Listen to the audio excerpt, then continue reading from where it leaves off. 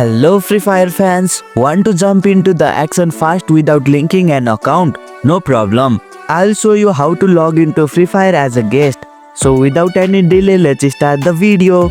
First thing first, if you haven't already downloaded Free Fire from the Play Store, once it's installed, open the game and wait for it to load up.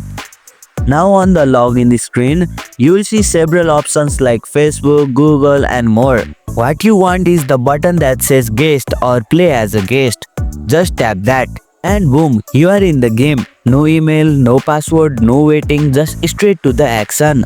Pro tip, guest accounts are not saved if you uninstall the game. So if you like your progress, link it later to keep it safe. And here you go, it's done. That's how you can log in as a guest in Free Fire. If you liked our video, press the thumbs up and share button. If you have any question, comment down below and don't forget to subscribe the channel for more tutorials.